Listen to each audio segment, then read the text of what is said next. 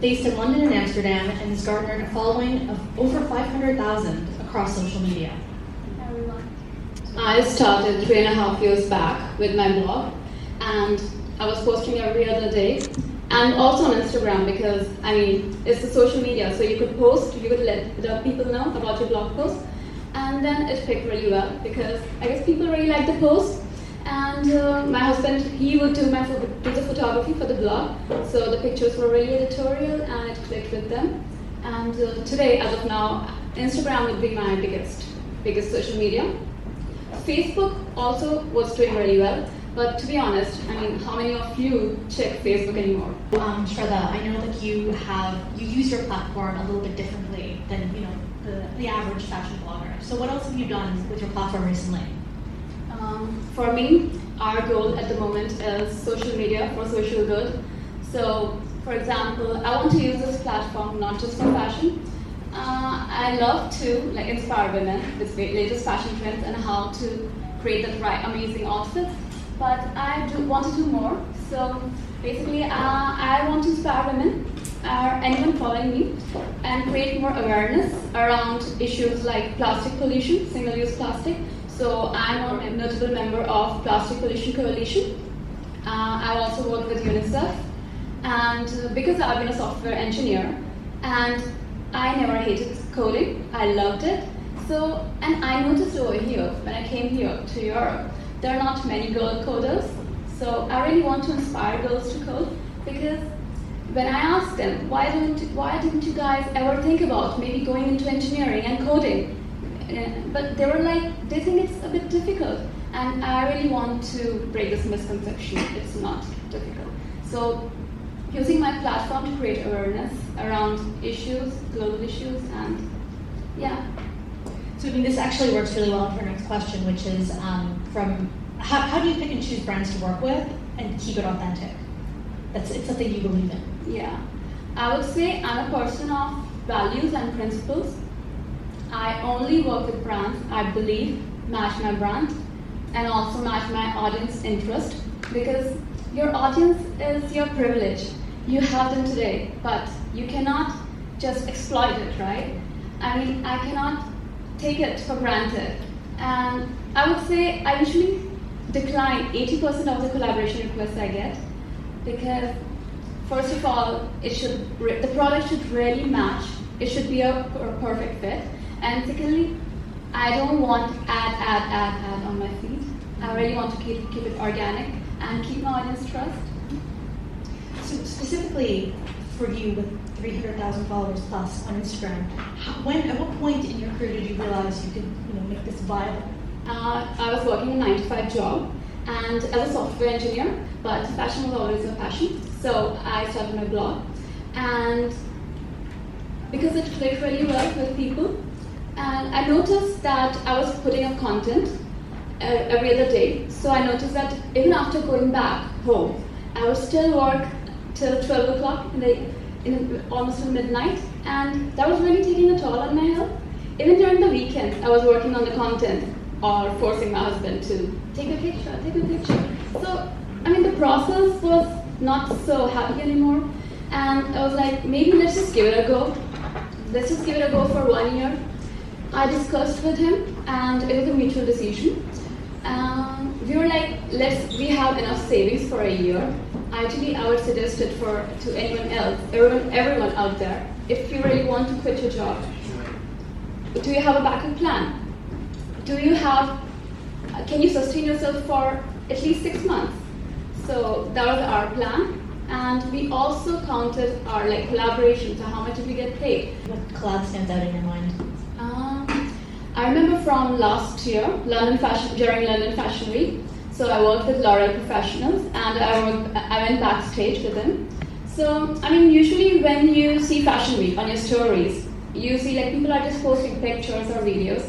But to me, I feel it's not that much engaging for people, because Fashion Weeks are for buyers originally, and so people are not really that much interested into it. But I wanted to do something different. I asked people if they have any questions. So I did a Q&A, and they were so excited. They asked different questions like, I never even knew about. So they said, okay, could you go there? Could you check that product? So what product do they exactly use for this volume, because my hair is so straight, and some questions like that.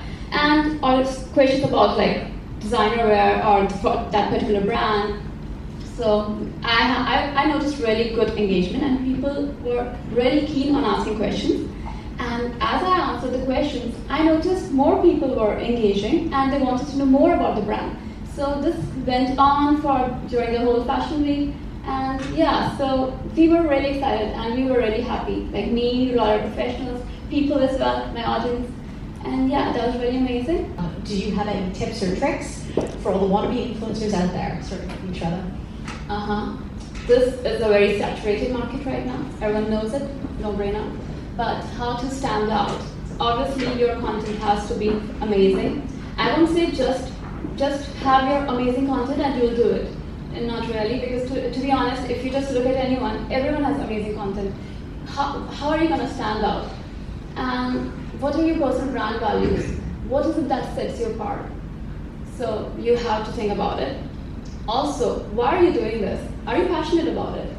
And or is it because you just think you might get free clothes, or you're just for monetary reasons? But for example, to be honest, the clothes might not be worth that much effort. So you really have to take that into consideration and be ready. You might not be paid for until like 2-3 years or 4 years or ever. Just do it if you're really passionate about it.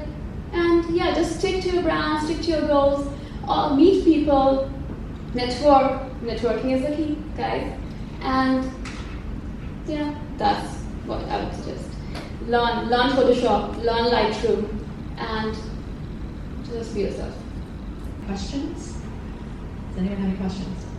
What do you feel about the influencers that filter to the extent where when you meet them in public, they actually no longer look like themselves? And for me, that's selling something that isn't true, like saying this is what I look like, but actually I don't. And I don't want people to see me and go, oh, she doesn't look like her pictures. Yes, I might look a lot shorter than I am, but physically not look different. So what's your belief on that? And that goes to all of you. I mean, to be honest, we do have been noticing as well, right? I mean, teenagers, for example, everyone wants to look like Kylie Jenner. Everyone wants to have the pout and the plump lips. I don't want to look like Kylie Jenner.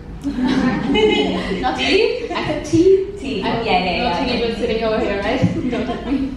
Yeah, so but like, I mean, if you see, everyone wants to look like, everyone wants to look like a cookie cutter copies of each other. But, like I said, what sets you apart? So, it's like your audience, they are really engaged with you when they see the real you. Show yourself to them. For example, I do that on my stories. It's only very rarely you would see me in makeup. I'm always just roaming around with no makeup on, probably with my pimples. I don't even care. And that's when I get the most response or most engagement from my audience.